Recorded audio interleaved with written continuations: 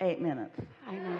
I love that. That's my favorite number, so that's how I had the impulse to come up. I would like for you to, in the best way that you can with words, describe to me that indescribable appreciation that you have for me. Well, your words were perfect because you said in the best way that you can with words. Yeah. Because there is so much to the vibration of beingness than words, isn't there? Yes. So much more. Words are bulky and awkward in comparison with pure translation of energy. You know that feeling of loving somebody so much that you feel like you're just going to turn inside out? Mm-hmm. That feeling that you just couldn't explain to them if you tried forever and ever and ever to put it into words. Yeah. And you actually innately know that if you tried, they'll run into the woods because they just can't take it. Nobody wants to listen to that much. Nobody wants to hear that much. And so we are talking about vibration, aren't we? We're talking about an infusion. We're talking about a transmitting and a receiving of vibration. We're talking about a meeting of a signal. And don't you find that all day, every day? I do. Isn't that really what you want to hear from us? Feel it, mostly. I want to feel it from you. You know what's really funny about this?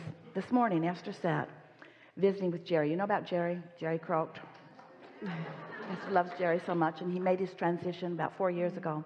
So she was visiting with him this morning, and she could hear very clearly what he was saying to her.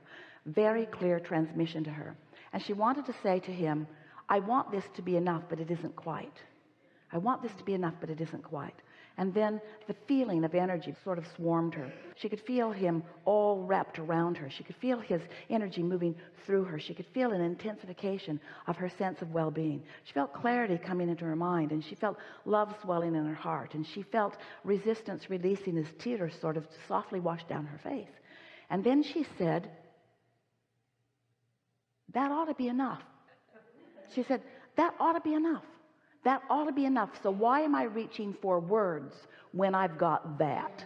Why am I reaching for words which is stepping back from that? That's what I wanted to hear too, because Yeah. it's the vibration, and I get glimpses of it sometimes in my dreams where we don't need words anymore, where it's just about thought transference and vibration, and feeling that feeling is what I wanted to elicit from you. It's more about the feeling than it is the words.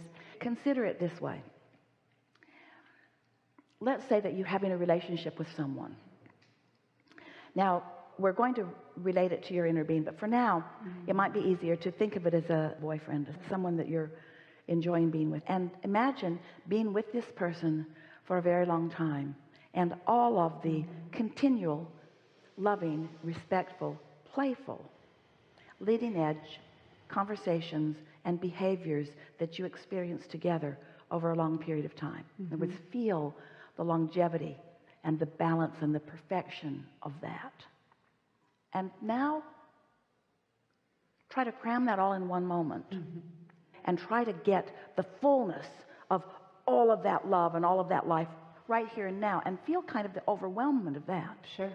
And then understand that the love of Source is with you in your awareness of the butterfly that's fluttering by, or in song that has been playing and you just came into conscious awareness of it, or something that you saw while you were driving and looking somewhere else and your eyes were drawn to it, or your rendezvous with someone who said just the right thing at the right time.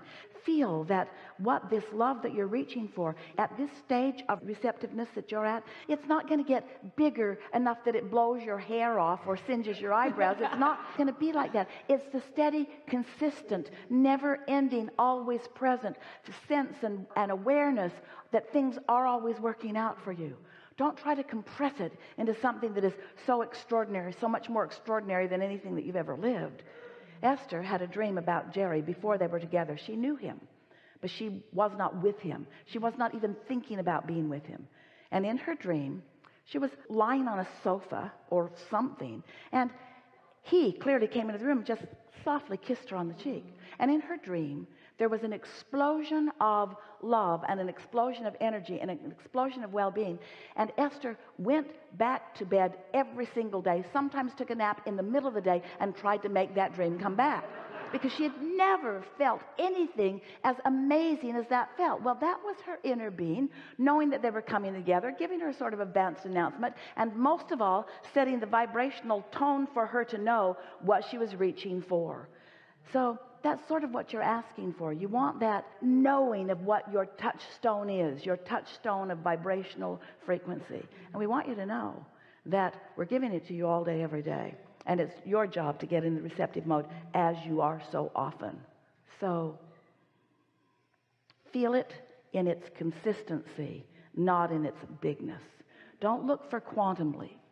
Enjoy the natural evolution of your tuning yourself to the frequency of who you are, and then witness the effect of that on everyone with whom you interact and everything that is coming to you, and your moment-to-moment experiences. In other words, the richness of life, the joy of life is dependent upon that alignment.